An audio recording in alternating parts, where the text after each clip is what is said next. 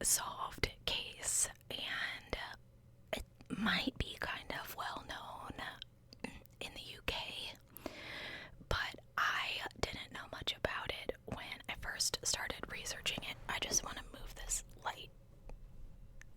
I hate it when it does that. Anyway, so this is the case of Kate Beley.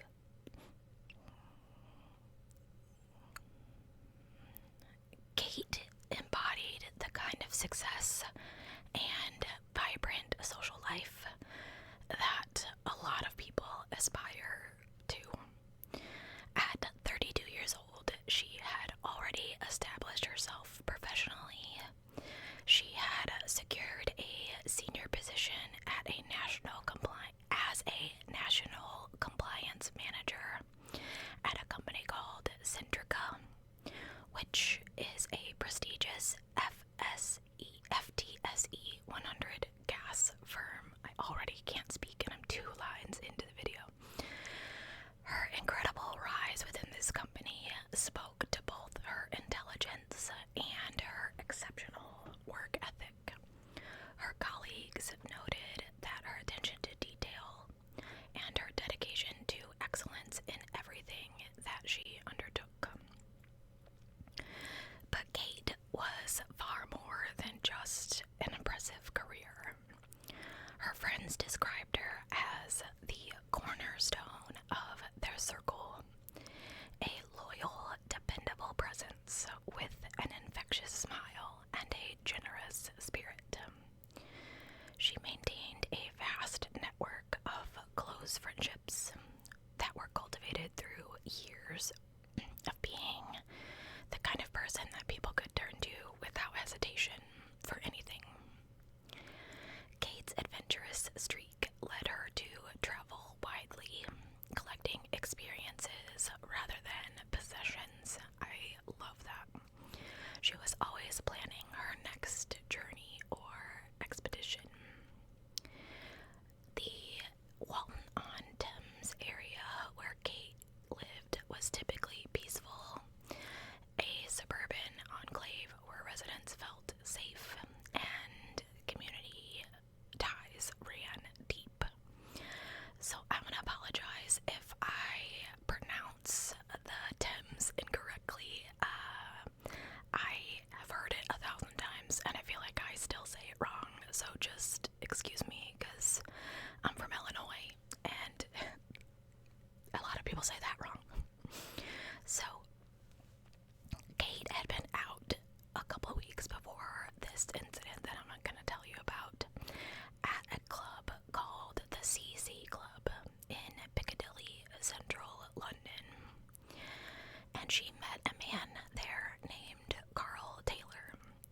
The two of them danced and had drinks, and this initial encounter had been brief, but it was pleasant enough that they exchanged phone numbers and they texted for a little while in the weeks prior to her meeting up with him for their first initial date.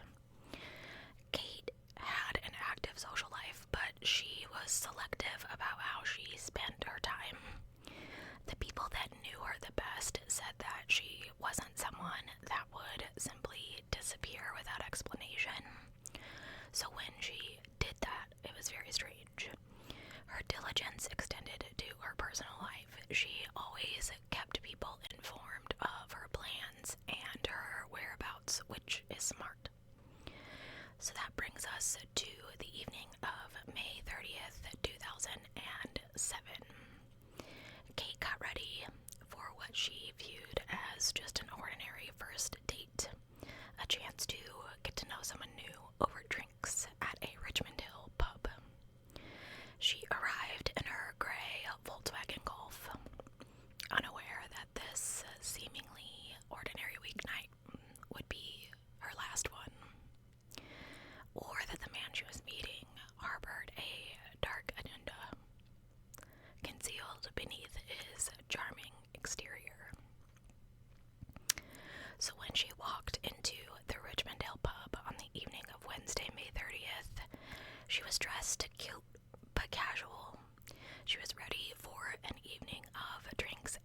conversation with Carl Taylor, a fitness instructor and a football coach. The pub itself was bustling with the usual midweek crowd. Professionals unwinding after work, locals catching up over a few pints, and tourists enjoying the historic atmosphere. A witness would later report that as soon as the two sat down, the girl had her head down, texting on her phone. There was no conversation exchanged, it was only him talking to her. They said that she continued to text. Now, this behavior may have made her seem disinterested or distracted, and it may have irritated Carl, though it could have simply been Kate keeping in touch with her friends or family to let them know of her whereabouts, that she'd arrived safely. This is where she was. You know, it's a common thing that women do, especially on a first date with a man that they hardly know. So after finishing their drinks, the two of them left the pub and they walked across the road to a scenic embankment overlooking the Thames. Now, this is where things get really weird for me, and y'all who live in this area, I guess, will have to let me know. But several benches dotted this area, overlooking spectacular views of the river and the London skyline beyond.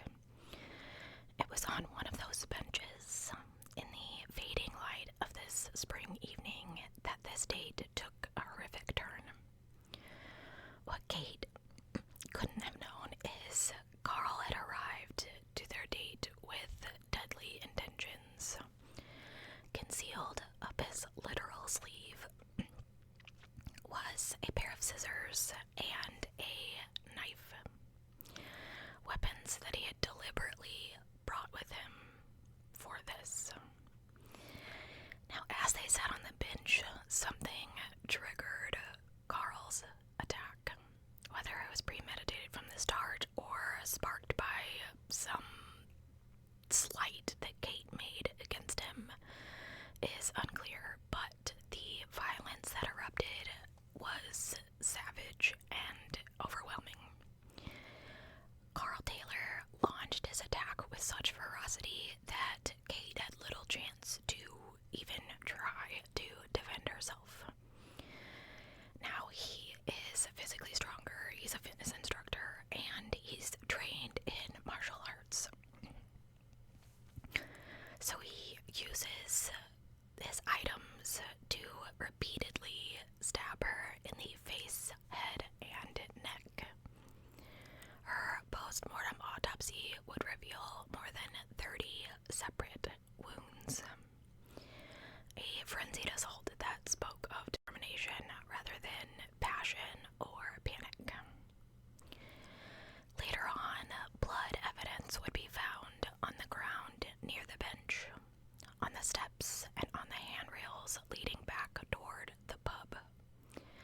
So, you could take this a couple different ways. Either it was Kate's struggle to get away from this man, or this man trailing the evidence back to her car.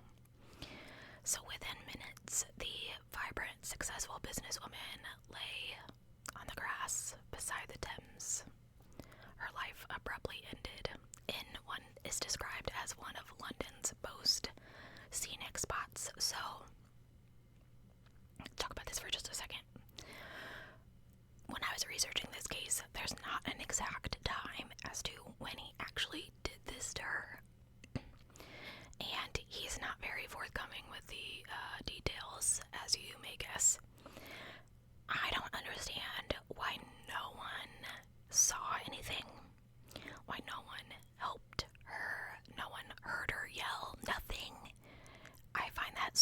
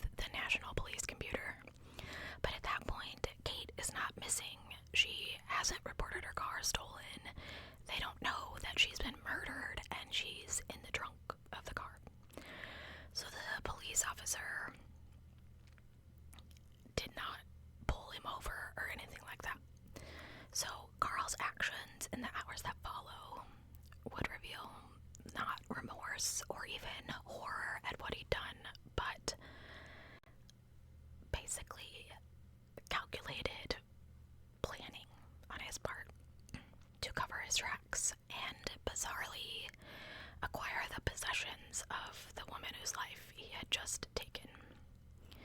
So the morning of May 31st starts like any other for Kate's colleagues at Centrica. But as the hours tick by with no sign of her, she was typically punctual, concern starts to grow. She's not someone who misses work without notice. She's not someone who misses appointments. And when she failed to appear for a scheduled appointment, the first kind of ripples of worry spread through her colleagues. By afternoon, Kate's father, Alan, had become sufficiently concerned enough to go and visit her house.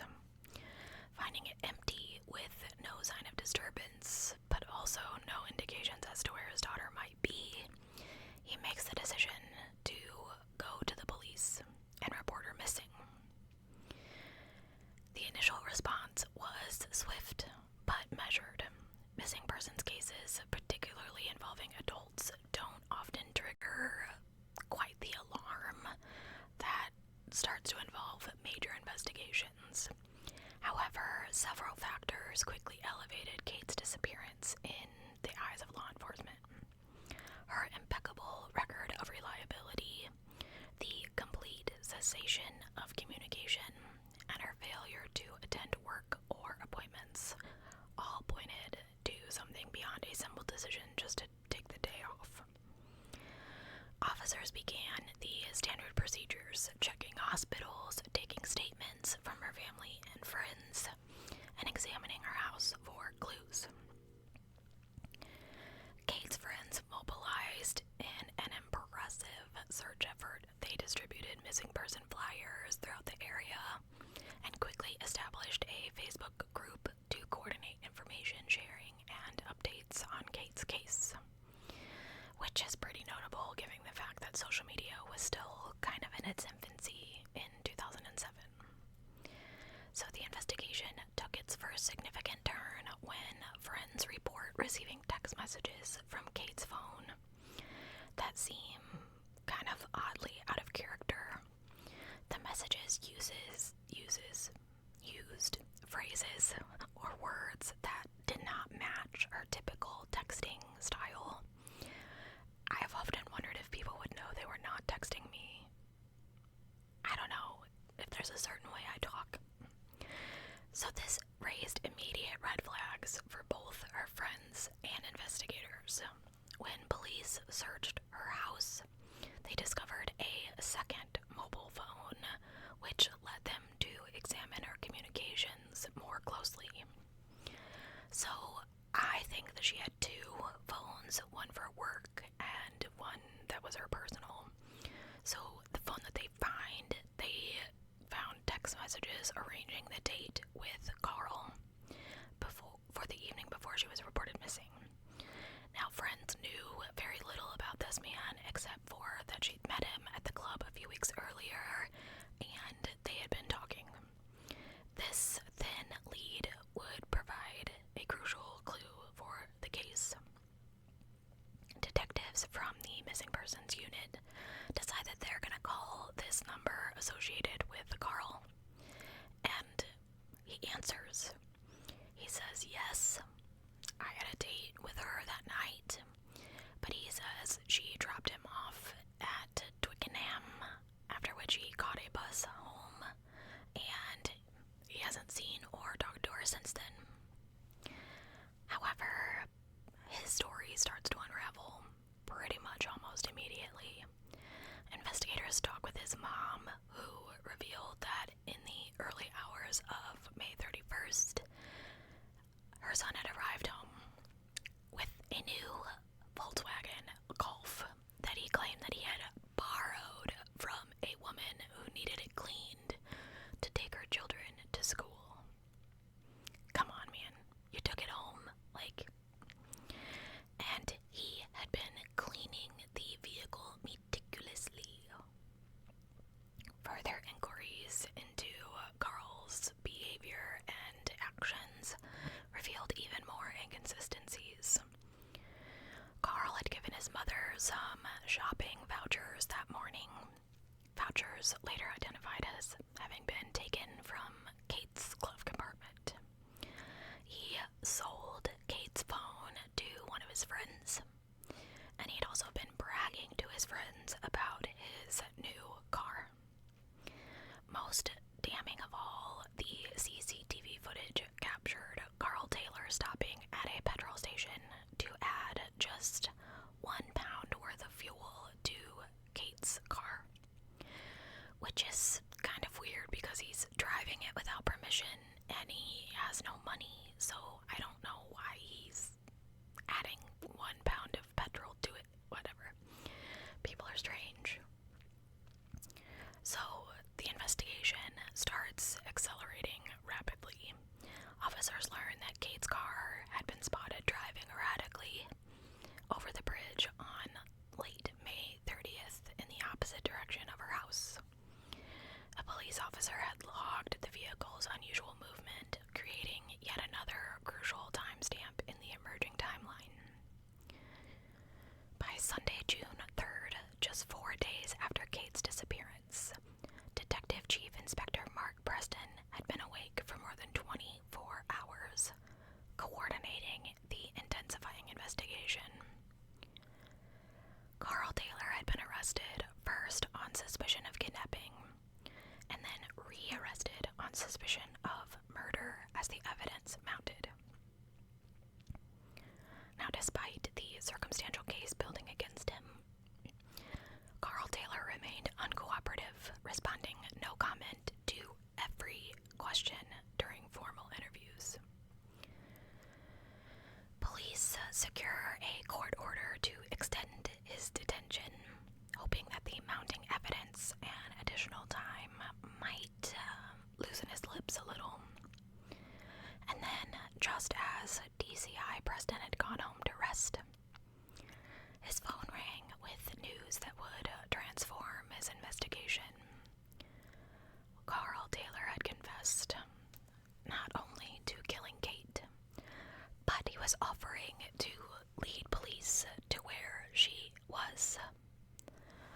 So in the dark hours of that Sunday night, a convoy of police vehicles followed Carl Taylor's directions to Oxy Woods. This is a nature reserve near Watford in Herefordshire. Officers filmed every moment of this journey, ensuring that no piece of evidence would be lost. In the pitch darkness, illuminated only by flashlights, Carl directed them to a patch of stinging nettles. And at approximately 3 a.m., officers made the discovery that they feared, but expected: Kate Beagley's body. The painstaking forensic examination began immediately. Crime scene investigators marked off the area and began the meticulous process of collecting the evidence. Kate's body had been positioned unclothed, with Carl later claiming that he had spiritually cleansed her, and he left her open to the stars. This is quite the bizarre statement, and it would later factor into the psychological assessments of his state of mind, which, if you didn't guess it already, is cuckoo bananas. Despite the initial challenges in the formally identifying her, she was pretty decomposed based on the warm weather, even though it had only been a couple of days. DNA testing did confirm that this was in fact Kate. As I said earlier, the post-mortem exam revealed the horrific extent of her injuries,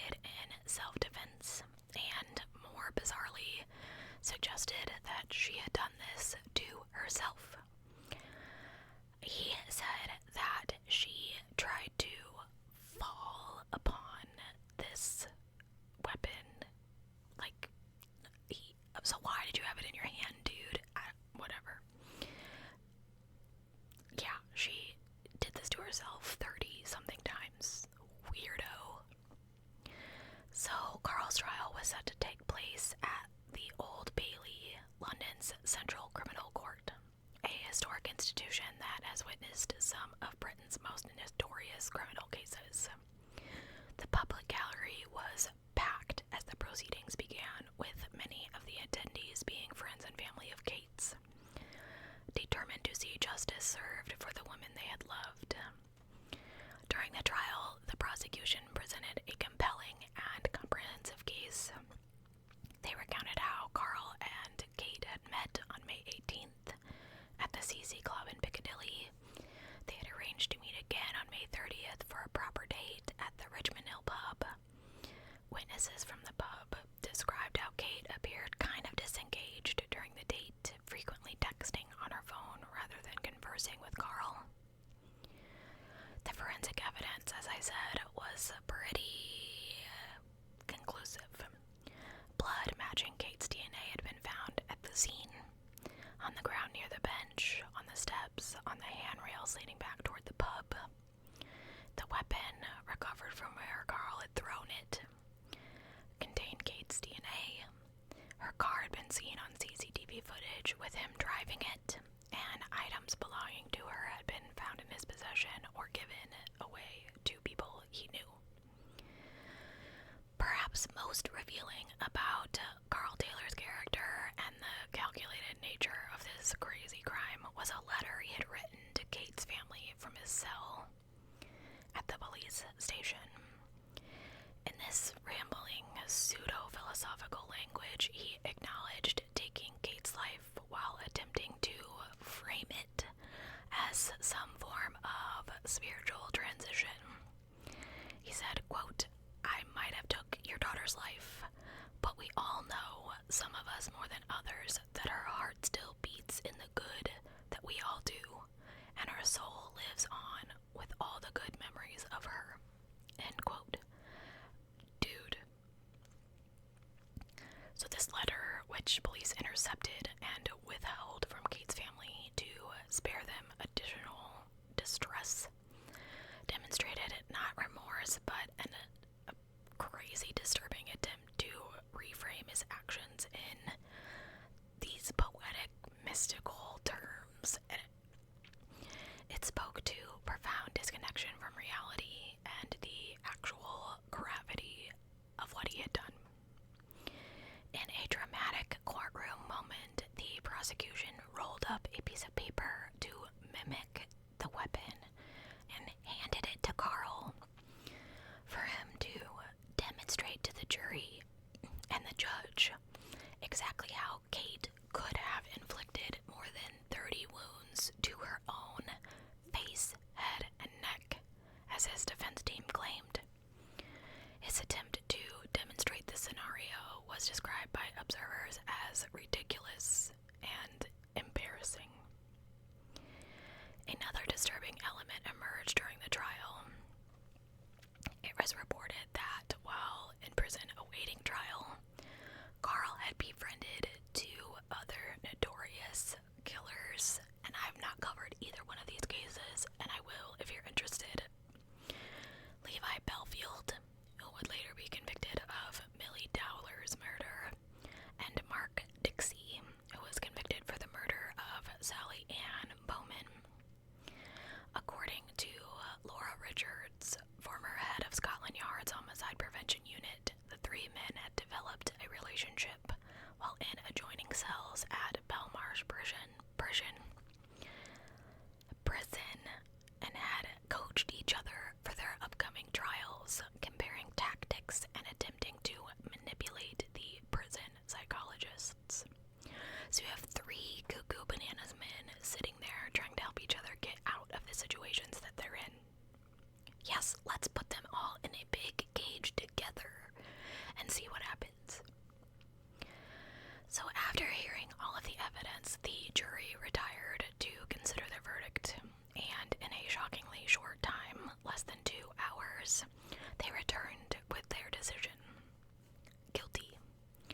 The public gallery erupted in cheers as the verdict was announced. Judge Giles Forrester sentenced Carl Taylor to life imprisonment with a minimum of 30 years to serve before being eligible for parole. In his sentencing remarks, he was scathing. satisfied that this was a murder done for gain. You went to meet this girl equipped with weapons. She was doing no more than looking to you for friendship. You took advantage of the vulnerability of that girl for your own ends. End quote. When Carl attempted to interrupt the judge, which... Okay, what? He literally said, "I didn't, Your Honor." Judge Forrester continued firmly, "Your use of the knife was premeditated. It was concealed on your person.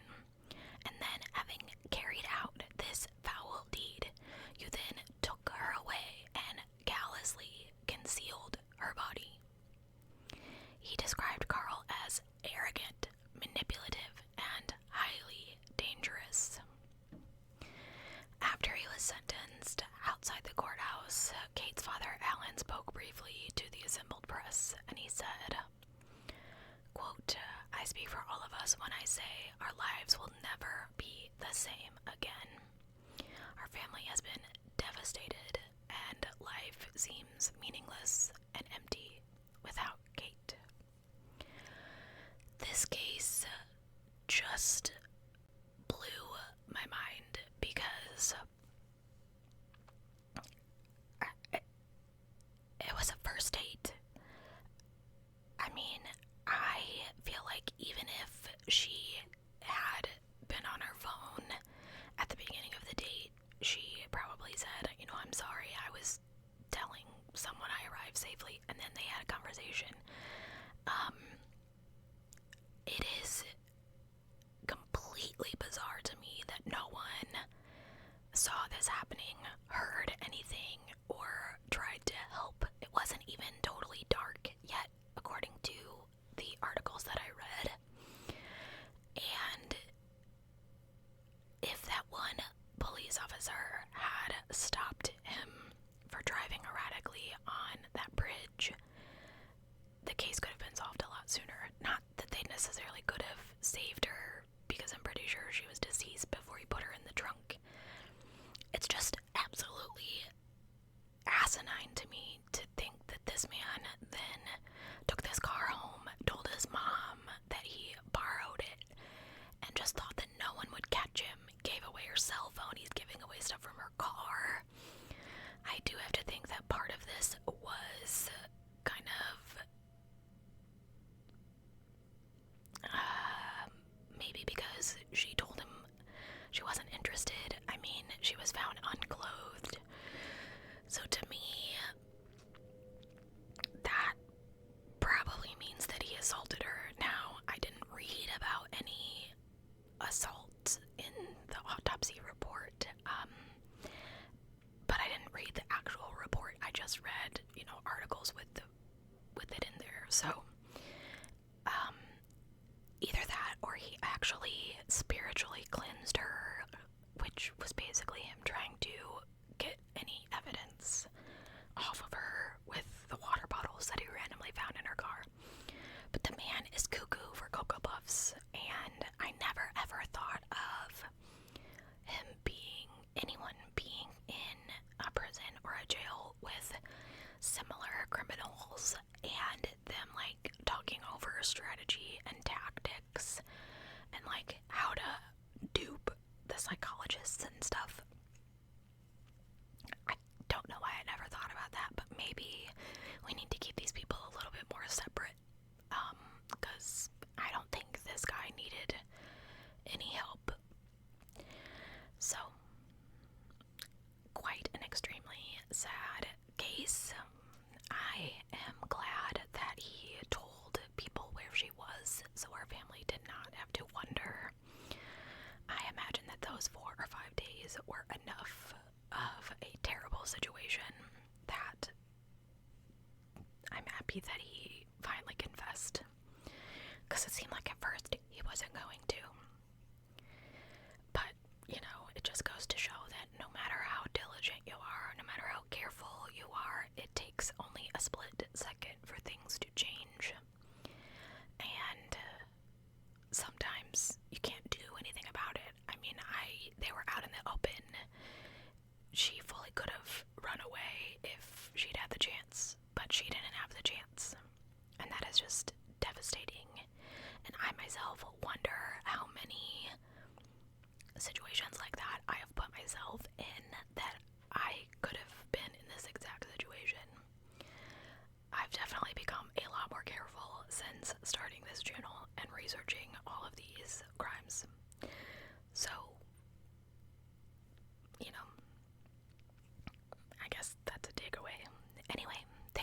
guys so much for being here.